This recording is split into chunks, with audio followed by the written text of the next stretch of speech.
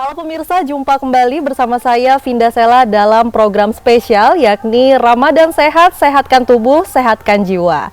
Nah, pada episode kali ini saya kedatangan narasumber yang begitu luar biasa yang pada akhirnya sempat beberapa kali reschedule jadwal karena saking sibuknya beliau akhirnya bisa hadir langsung di studio outdoor Davika TV. Langsung saja saya sapa, selamat datang Dr. King Cesar. Pagi, kembali. Luar biasa sekali pada akhirnya bisa berjumpa, bisa langsung hadir ke studio Davika TV. Iya. Tapi aktivitasnya aman ini? Aman. Hari weekend kita cukup istirahat, liburan dulu ya. Baik, mantap jiwa. Untuk kita nanti memberikan informasi kepada pemirsa Davika TV tentunya, informasi-informasi yang menarik karena tema hari ini adalah tema yang paling banyak di request netizen dan juga pemirsa yang ada di rumah. Tema kita hari ini adalah puasa sehat, diabetes terkendali dan strategi untuk penderita sakit mah di bulan Ramadan. Nah, sebelum kita masuk lebih detail untuk informasi terkait dengan tema kita hari ini, mungkin mengawalinya adalah banyak penelitian dokter terkait dengan puasa Ramadan itu memberikan banyak manfaat bagi kesehatan tubuh, memberikan banyak sekali manfaat untuk tubuh, kesehatan dan lain sebagainya. Namun yang disebut sebagai puasa sehat dan bermanfaat untuk tubuh itu yang dimaksud dalam dunia medis itu seperti apa sih, Dok? Mohon penjelasannya. Puasa dalam kacamata medis yang dikatakan sehat adalah bermanfaat bagi setiap individunya. Karena puasa itu bisa, satu, dia meningkatkan daya tahan tubuh. Meningkatkan daya tahan tubuh sehingga puasa seharusnya menyehatkan. Kedua, dia mendetoksifikasi dari racun-racun yang kita makan. Jadi mengistirahatkan saluran cerna tersebut, ya kan. Ketiga, dengan puasa tersebut juga dia bisa hormon dari LDL atau kolesterol jahat itu berkurang dan mengontrol tekanan darah sehingga jantung kita pun sehat. Selanjutnya, puasa ini kalau kita bawa happy, dia malah mengurangkan stres kita karena dalam badan menghasilkan hormon endorfin. Nah, itu dia dengan semangat yang sehat, dengan kita tujuan puasa untuk ibadah, untuk menyehatkan, sehingga hormon itu akan keluar, malah kita mau bahkan bikin badan kita lebih fresh, segar, dan bebas dari segala stres yang ada. Istirahat seperti itu dianya. Artinya tidak menimbulkan indikasi ada dampak atau efek pada penyakit tertentu kalau ketika kita berpuasa, artinya badan justru malah lebih fresh, artinya menunjukkan tanda-tanda yang positif, itu disebut dengan puasa sehat ya, Dok? Iya, sekarang kita coba itu. bergeser ke tema kita hari ini, penyakit sejuta umat, Dok, saya bilang seperti itu. Iya betul, sakit mah. Nah, karena ini tidak hanya menyerang orang-orang dewasa ataupun lansia, tetapi juga orang-orang yang produktif. Seperti teman-teman yang ada di sini, teman-teman kru juga nih. Rata-rata kalau telat makan sedikit udah sakit mahnya kambuh seperti itu. Tapi dalam kondisi seperti saat ini ketika berpuasa, kalau seandainya mungkin ada tanda-tanda kambuh atau mungkin ketika berpuasa baiknya orang-orang seperti ini bisa berpuasa nggak sih, Dok, untuk yang penderita sakit mah? Oke, baik. Jadi penderita mah ini bisa atau tidak berpuasa, kita katakan bisa untuk berpuasa kan, karena mah ini atau dalam istilah medis kita kan dispepsia, itu adalah kumpulan gejala-gejala seperti nyeri ulu hati, terasa panas, mual, sampai muntah yang disebabkan oleh beberapa penyakit lainnya. Sehingga tapi kita mempunyai trik untuk para penderita mah ini bisa berpuasa dengan baik. Biasanya seperti itu. Misalkan ya mereka sudah banyak mengkonsumsi obat-obatan gitu sebelum puasa atau kumat lah gitu. Jadi satu hari sebelum mereka ini berpuasa, mereka sudah meminum obatnya rutin 2 kali 1. Pada saat sahur pun mereka meminumnya juga gitu. Dan pada saat sahur itu juga mereka konsumsi makan makanan yang tidak mengandung pedas, asam ataupun berlemak. Nah, itu salah satu trik emang untuk penderita mah ini bisa mengamankan puasa mereka, dan butuh seperti adaptasi itu untuk bagi penderita normalnya aja untuk puasa 3-7 hari. Mungkin pada penderita mah ini kemungkinan akan sama, tetapi dengan konsumsi obat-obatan tadi secara bertahap. Baik, jadi saya sering juga mendengar, Dok, terkait dengan sakit mah, kemudian ada juga yang mengeluhkan masalah lambung tapi disebutnya GERD. Ada juga yang disebut asam lambung naik. Nah, apakah mereka tuh satu famili yang sama atau seperti apa sih, Dok? Oke, siap. Bahasa kita di lapangan atau orang awam itu macam-macam ya tadi ya. Asam lambung naik, GERD, kadang-kadang malah sudah ada yang lebih pintar namanya gastritis. Maka itu kita namakan penyakitnya. kalau tadi mah atau dispepsia tadi kumpulan gejala tadi, ya kan, nyeri, mual, terasa panas, serta muntah. Terus kalau misalkan GERD, perbedaannya ada gejala tadi timbul akibat penyakitnya. Nah, GERD ini dia seperti asam lambung tuh naik ke atas akibat dari otot di atas lambungnya itu melemah. Bisa penyebabnya juga karena penyakit, bisa juga penyebabnya karena pola hidup kita yang tidak sehat. Contohnya adalah habis makan kita tiduran, berbaring, ya kan? Nah, itu salah satu penyebabnya. Dengan makan juga kita habis itu beraktivitas lari gini-gini, itu yang menyebabkan tadi asam lambung naik ke atas. Oke. Ya. Ini menarik sekali. Berarti ada kebiasaan atau mungkin makanan-makanan tertentu yang dapat memicu mah tadi kambuh ya, Dok, sebetulnya ya. Terutama dalam hal ini ketika berpuasa. Tapi jangan dijawab dulu karena kita akan jeda sejenak. Jangan kemana-mana, tetap di Ramadan Sehat, sehatkan tubuh, sehatkan jiwa.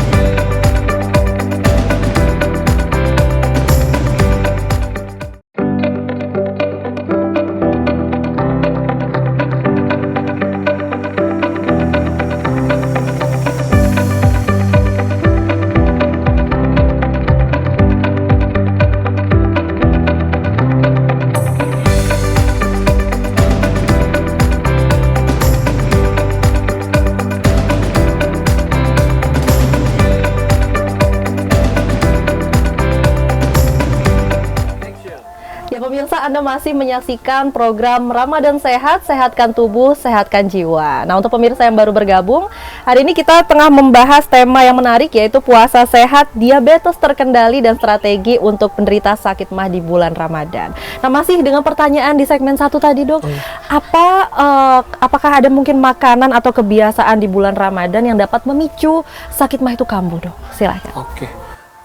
Makanan yang dapat memicu itu sebenarnya masih sama aja ya dengan kita makan makanan sebelum puasa pun, ya kan, seperti makan yang pada saat kita sahur kita langsung yang sambal, bersantan, lemak yang terlalu tinggi, karbohidrat yang terlalu banyak. Nah, terus diikuti dengan pola kita yang tidak baik. Contohnya tadi habis sahur udah penuh nih karena kita kayak mau memberikan, waduh, saya 12 jam makan enggak nih, sebanyakin gitu kan. Selanjutnya setelah itu kekenyangan kitanya. Lapar mata biasanya. Lapar mata, enggak pada saat buka juga, sahur pun lapar mata, ya kan. Bener. Pada saat selesai makan itulah kita langsung memposisikan tidur biasanya, karena masih sisaan nyawa tadi ngantuk, tambah makan yang banyak, tambah ngantuk. Wah, saya banget bawa itu. kita tidur dianya. Jadi nggak boleh yang seperti itu, karena setelah makan sahur kemudian curi-curi waktu untuk tidur lagi gitu. Atau seperti itu bisa menimbulkan, memicu sakit mah atau gimana? Ya, sebenarnya bisa memicu selain sakit mah. Yang kita bahas tadi adalah GERD tadi, bisa malah asam lambungnya naik setelah kita makan, lanjut kita tidur dengan posisi berbaring, otomatis gravitasi lambungnya kan akan ke atas. Nah, itu yang ditakutkan tadi, prosesnya akan menyebabkan naiknya asam lambung ke atas. Oh, artinya Tuh, kalau ya. bisa ada minimal waktu untuk paling enggak jangan tiduran dulu setelah makan sahur atau gimana, Dok? Ya, kalau dalam sisi medis kita minimal 2 jam itu kita sesudah makan baru boleh tidur, boleh beraktivitas sebenarnya. Tetapi kebanyakan di kita kan dengan intensitas yang tinggi, terkadang ya sebelum 2 jam, 1 jam cukup lah. Tergantung juga dari porsinya kan, gitu. Kalau misalkan kita porsinya setengah aja, mungkin nggak nyampe 2 jam juga udah ngerasa, kalau kita bilang bahasanya, nasi tadi sudah turun atau belum. Iya, orang tuh sering bilang gitu, jangan langsung tidur, nasinya belum turun. Padahal sebenarnya udah turun, tapi turun. belum dicerna atau belum diolah oleh lambung tersebut. Baik. Atau dalam proses masih bekerja, ngolah, tapi kita tidur, otomatis dia akan kedorong juga takutnya kebalik lagi ke atas. Baik, Gitu. artinya kita jangan punya kebiasaan untuk setelah makan sahur langsung tidur ya dok ya, karena itu tidak baik dan dapat memicu sakit mah. Nah berikutnya adalah lalu seperti apa dok antisipasi untuk penderita sakit mah supaya tidak kambuh mungkin untuk menjalankan ibadah puasa? Apakah perlu mungkin pada saat sahur kemudian mengkonsumsi obat tertentu atau mungkin pada saat berbuka saja? Itu seperti apa dok? Oke, jadi pada penderita mah ini yang lagi kambuh-kambuhnya nih, misalkan kita mau puasa di tanggal 1, ternyata di tanggal 30, tanggal 31 ini lagi kambuh-kambuhnya gitu kan, sehingga kita memberikan bahwa dia tetap meminum obatnya 1-2 hari sebelum itu, tetap meminum obat tersebut, terus pada saat sahur dia juga meminum obatnya dengan diikuti makan yang tadi tidak pedas, tidak bersantan, dan tidak terlalu banyak, disertai dengan minum air putih yang cukup untuk menghidrasi 1 hari kita akan puasa. Baik, Gitu, berarti boleh untuk minum obat bahkan ketika belum berpuasa, artinya ketika sahur dan juga ketika berbuka. Ketika atau berbuka, jikalau dia masih mengalami merasakan perutnya tidak nyaman, dilanjutkan gitu. Dan itu juga pada saat berbuka nggak kita langsung makan besar, ya kan? Kita takjil tadi. Oh iya kan? benar, kurma dulu paling tidak. Bener. Kurma dulu, snack dulu, sholat. Setelah itu baru kita untuk meminum obat. Betul. Kalau dia ada masalahnya, setelah itu baru dilanjutkan dengan makan, dengan pantang-pantangan pasien-pasien mah tadi. Baik, artinya kalau misalnya perutnya barangkali nyaman, tidak terjadi masalah, paling tidak kita harus menjaga pola makannya. Benar, ya. Baik, berikutnya dengan tema kita hari ini tidak hanya sakit mah, tapi juga diabetes. Nah, penderita diabetes ini kan harus benar-benar menjaga gula darahnya dok ya. Bahkan mungkin informasi yang saya dapat, yang sering saya baca di media sosial dan artikel-artikel itu, makan malam pun bahkan tidak boleh, dibatasi, ada pembatasan jamnya kan. Lalu amankah penderita diabetes untuk berpuasa dok? Untuk pasien diabetes ini boleh berpuasa jika dia kondisinya stabil. Kondisi stabil itu kita bilang kan dia sudah terkontrol dengan obat-obatannya. Jadi dengan obat itu dia terkontrol untuk gula darahnya. Tetapi tidak dianjurkan untuk puasa pada saat pasien-pasien diabetes ini belum terkontrol. Dianya gulanya, misalkan dia mesti udah tetap minum obat, sudah izin untuk suntik gitu ya, tapi gula darah masih 300, 400. Nah itu tidak dianjurkan untuk berpuasa. Dia hanya untuk pasien-pasien diabetes seperti itu. Oh, berarti ada tingkatan-tingkatan untuk pasien diabetes itu sendiri ya dok ya? Dianya. Tapi kalau seandainya kategorinya mungkin aman. Nah, kalau dikatakan aman ini diabetesnya ini gula darahnya normal berapa dok? Oke, jadi dikatakan gula darah itu kita ada 3 pengecekan. Pada saat dia puasa yaitu 8-12 jam tidak mengonsumsi makanan, hanya boleh dengan minum air putih, itu normalnya di bawah 120. Kalau misalkan gula darah sewaktu itu kayak kita nih lagi ngobrol, kita ngecek aja itu di bawah 200, dan gula darah 2 jam setelah makan itu di bawah 200 untuk normalnya. Nah, pasien-pasien yang sudah kondisi stabil tadi atau baik pada saat puasa tadi, dia harus tetap mengeceknya supaya ketahuan nih gula darah saya berapa. Misalkan gula darah dia di bawah 100 untuk gula darah sewaktu, atau misalkan dia karena belum nyampe 8 jam dia sudah cek, itu kan misalkan di bawah 100, dia nanti ada keluhannya. Contoh keluhannya adalah keluar keringat dingin, pusing, puputar.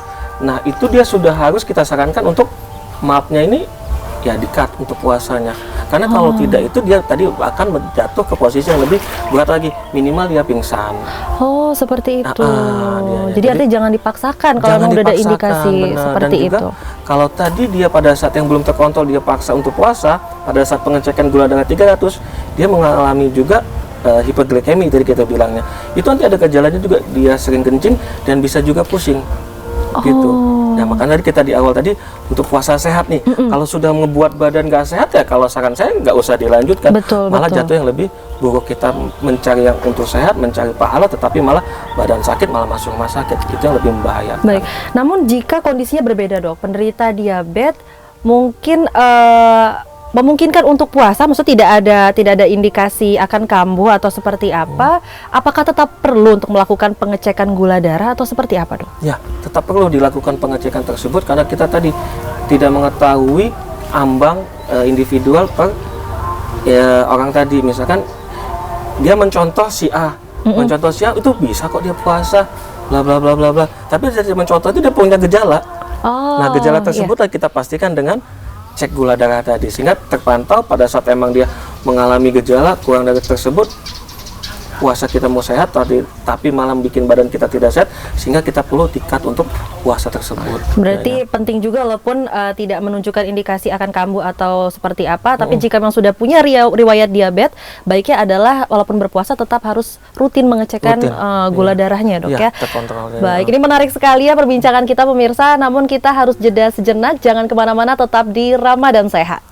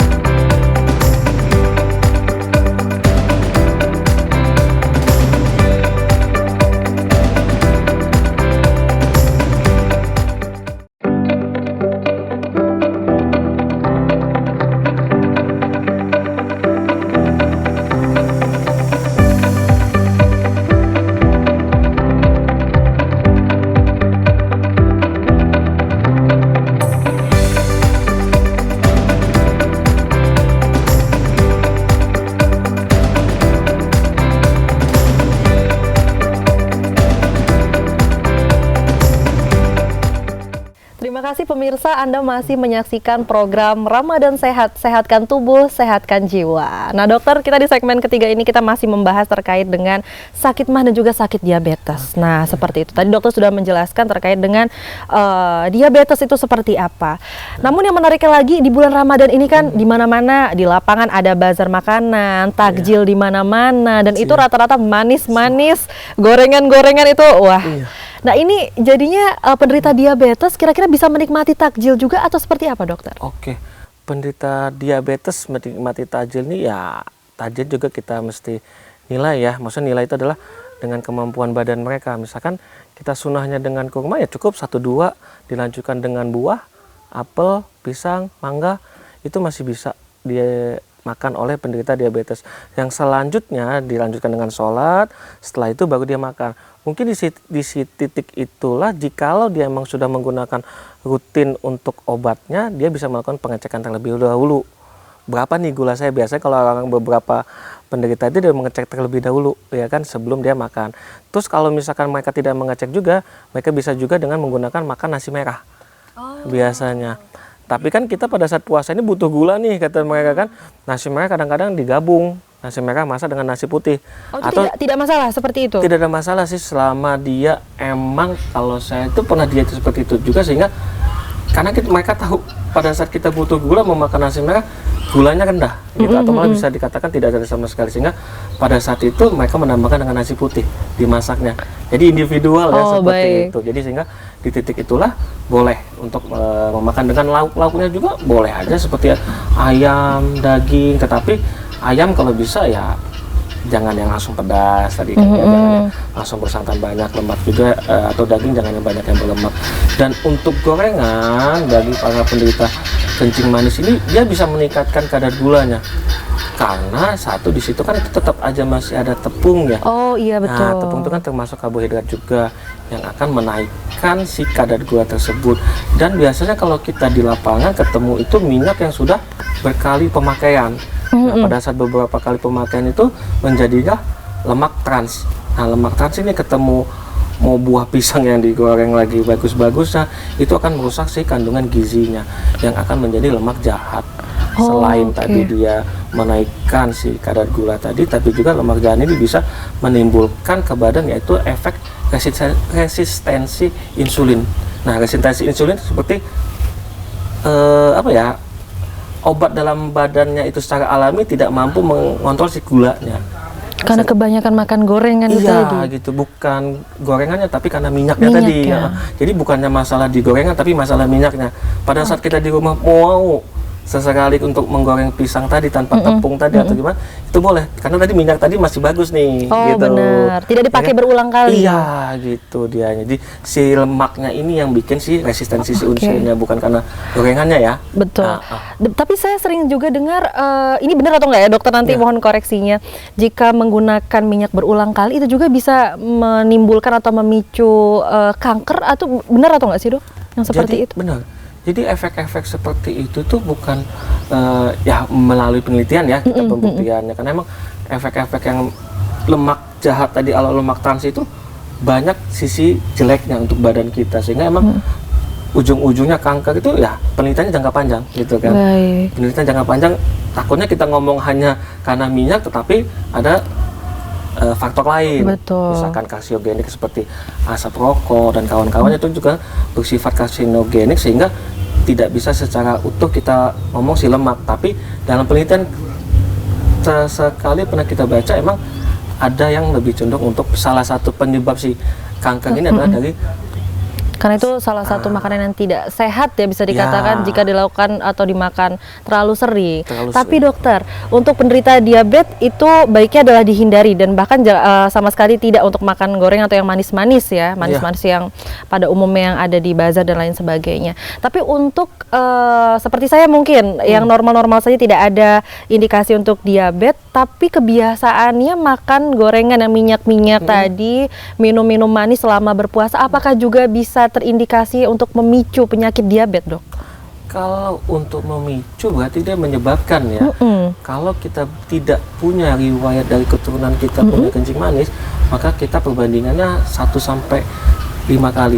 Misalkan contoh, saya punya ibu atau keturunan saya paling atas mempunyai riwayat kencing manis, Mbak Nanda tidak punya gitu kan. Jadi kita sesama minum es teler gitu kan, paling seger itu ya, paling seger gitu kan, tambah susu, minum lagi, makan pisang goreng, makan lagi A, makan lagi B, gula saya bisa langsung naik 250, sedangkan gula manananya enggak.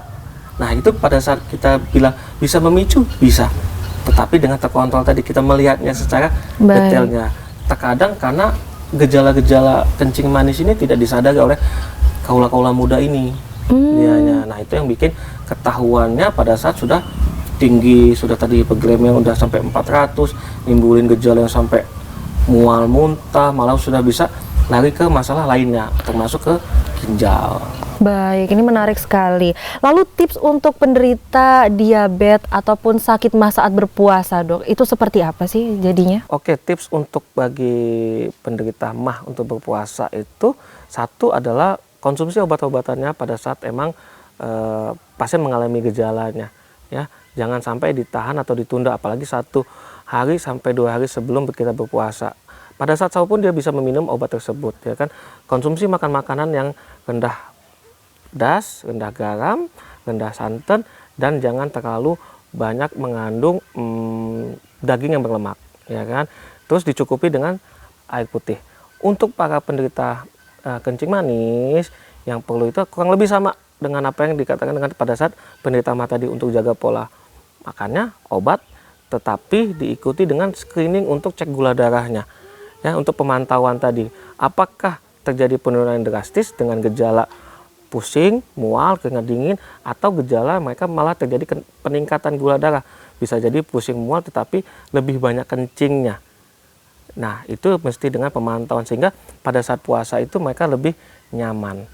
Pada saat gejala-gejala itu timbul dari penderita mah, nyeri, mual, terasa panas, penderita kencing manis, dia termasuk mual muntah juga, keringat dingin, malah banyak kencing, mual, lebih disarankan untuk puasanya ditunda atau di-cut pada saat itu, untuk kita lebih cenderung untuk menyehatkan badan. Puasa kitanya seperti itu. Baik, terakhir dokter, di segmen ketiga ini boleh closing statement dari dokter terkait dengan tema kita hari ini untuk pemirsa yang ada di rumah. Silakan. Bagi para penderita mah dan diabetes, jangan takut untuk berpuasa dengan menjaga tetap menu pola makan sehat dan obat-obatannya diikuti dengan benar. Jika mengalami gejala, lebih baik dikonsulkan terlebih dahulu ke dokter terdekat. Baik, luar biasa sekali. Terima kasih banyak untuk Dokter Kieng Cesar yang telah memberikan informasi yang sangat luar biasa untuk tema kita hari ini. Dan juga untuk pemirsa, jangan galau lagi ya antara keimanan atau kesehatan. Kita bisa melakukan keduanya. Kita bisa menjalankan ibadah puasa dengan khusyuk, dan juga bisa menjalankan kesehatan kita sesuai dengan pola makanan yang teratur, dan juga sesuai dengan anjuran dari dokter. Luar biasa sekali. Sekali lagi terima kasih Dokter Kieng. Dan juga pemirsa yang ada di rumah, terus saksikan program Ramadan Sehat hanya di Davika TV. Saya Vinda Sela dan segenap kru pamit undur diri. Ramadan Sehat, sehatkan tubuh, sehatkan jiwa.